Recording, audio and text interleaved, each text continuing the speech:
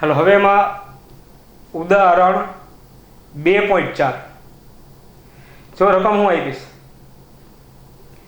રકમ આપી છે સૂર્યના કોણીય વ્યાસનું માપ.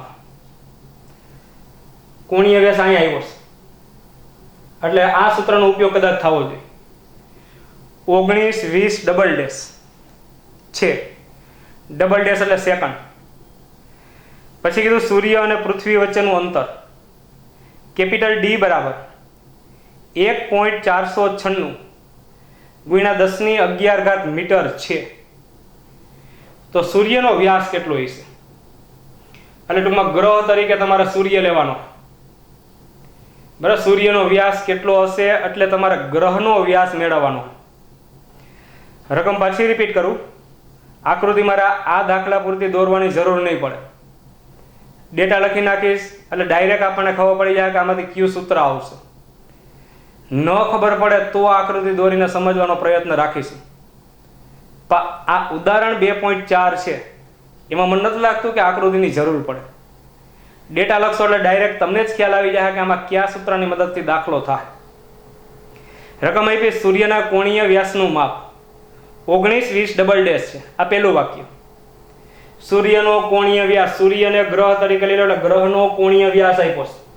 એટલે શું આપ્યું છે તો કે આલ્ફા. તો સીધા ડેટા જ લખી નાખું કે અહીંયા આલ્ફા બરાબર આપ્યું છે 19 20 ડબલ ડેશ. તો મેં તમને કીધું ને કે આ ખૂણાને તમારે રેડિયનમાં તો ફેરવવો જ જોઈએ. કિંમત મૂકીશ તો રેડિયનમાં જ મૂકવાની. તો રેડિયનમાં ફેરવવા માટે તમારી ઘર બે રીત છે. આ સેકન્ડમાં ખૂણો કહેવાય. તો એક આ રીતે વહી જાવ, સેકન્ડમાં ખૂણો 36 વડે ભાગો એટલે અંશ માપ મળશે.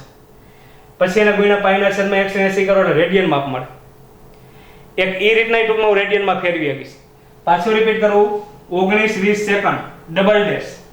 એમાં ખૂણો આપ્યો છે, મારે રેડિયનમાં ફરજિયાત ફેરવવો જોઈએ. તો સેકન્ડમાં ખૂણો આપ્યો હોય તો પહેલા અંશમાં ફરે, એને 3600 વડે ભાગી નાખો એટલે અંશ માપ મળી જાય. અંશ માપ મળી જાય એટલે એને પાઈના છેદમાં 180 વડે ગુણશો એટલે રેડિયનમાં ફરી જાય. અથવા એમ ન કરવું હોય તો ડાયરેક્ટ જ છે, ડબલ ડેશમાં ખૂણો હોય, રેડિયનમાં ફેરવવું હોય તો ડબલ ડેશનો જે ખૂણો હોય ને 4.85 ગુણ્યા 10⁻6 વડે ગુણી નાખો ને એટલે સીધો રેડિયનમાં ફરી જાય. આ બીજી રીત, આ રીત નહીં ફેરવી શકશો. જે સરળ પડે એ કરાય અથવા તો જે આવડે એ કરાય. રેડિયાની સાબિતી મેં હમણાં ઉદાહરણ 2.1 ની અંદર આપી. બરાબર, ઉદાહરણ આગળનું એક ઉદાહરણ ગયું સમથિંગ 2.1 અથવા 2.2 હતું, એની અંદર આની સાબિતી આપી મેં. તો બે રીતના તમે ફેરવી શકો. મને આ સરળ પડશે. ડબલ ડેશમાં ખૂણો હોય, રેડિયનમાં ડાયરેક્ટ કેટલું કરાય 4.85 ગુણ્યા 10⁻6 વડે ગુણી નાખું એટલે ડાયરેક્ટ રેડિયન. પછી હું આપ્યું, હાલો પેલું વાક્ય લખાઈ ગયું, સૂર્યના કોણીય વ્યાસનું માપ 19 20 ડબલ ડેશ. ડબલ ડેશ એટલે કે સેકન્ડ છે. પછી કીધું સૂર્ય અને પૃથ્વી વચ્ચેનું અંતર. સૂર્ય એટલે ગ્રહ અને પૃથ્વી વચ્ચેનું અંતર. તો પૃથ્વી અને ગ્રહ વચ્ચેનું અંતર, તો પૃથ્વીથી ગ્રહનું અંતર એટલે શું આપ્યું છે કેપિટલ ડી 1.496 ગુણ્યા 10⁻11 મીટર. એટલે ડી બરાબર આપ્યું છે 1.496 ગુણ્યા 10⁻11 મીટર. તો મારે સૂર્યનો વ્યાસ મેળવો. સૂર્યનો વ્યાસ એટલે ગ્રહનો વ્યાસ મેળવો. ગ્રહનો વ્યાસ છે ને દર્શાવ્યો તમે તો કે સ્મોલ ડી વડે આ મેળવશે. તો સૂત્ર તો ખબર પડી જ ગઈ, આલ્ફા વાળું આવશે. હવે સૂર્યનો વ્યાસ, સૂત્ર હું ડી બરાબર આલ્ફા કેપિટલ ડી. આલ્ફાની કિંમત છે 19 20 રેડિયનમાં 4.85 ગુણ્યા 10⁻6. કેપિટલ ડી છે 1.496 ગુણ્યા 10⁻11. હવે આનું સાદુરૂપ, આનું સાદુરૂપ તમે આપશો એટલે 139 30.7 139 30.7 અને ગુણ્યા 10⁵ આવશે. કેલ્ક્યુલેટરથી જ 1920 કરવાના ગુણ્યા 4.85 અને ગુણ્યા 1.496. આ ત્રણ કિંમત છે. કેલ્ક્યુલેટરની મદદથી ગુણાકાર કરો એટલે આટલો ગુણાકાર આવે. બરાબર, 10⁻6 અને 10⁻11. આધાર સરખો તો ઘાતનો સરવાળો થાય એટલે 10⁵ એ વધશે. તમારે એક આંકડા પછી પોઈન્ટ રાખવો છે.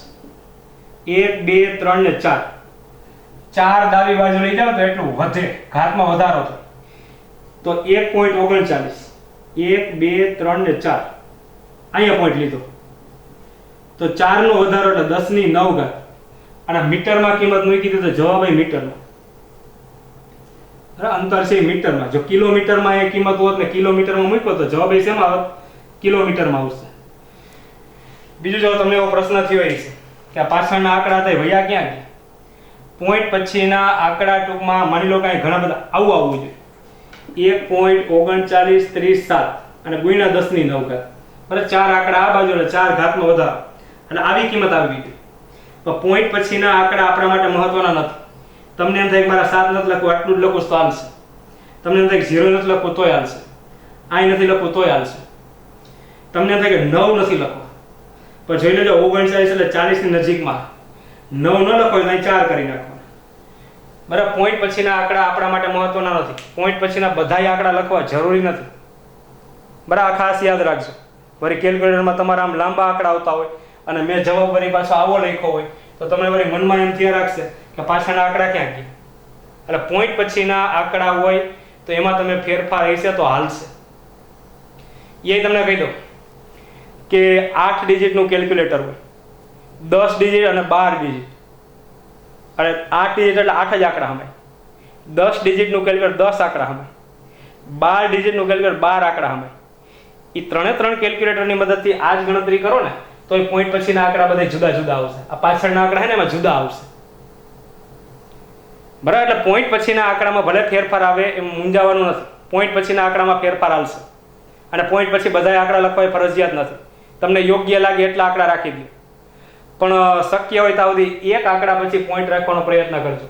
અને પોઈન્ટ પછીના જે આંકડા હોય એમાંથી જેટલા લખો એટલા. આ 1.4 લખી નાખું તોય હાલે. રેડી, સમજાય?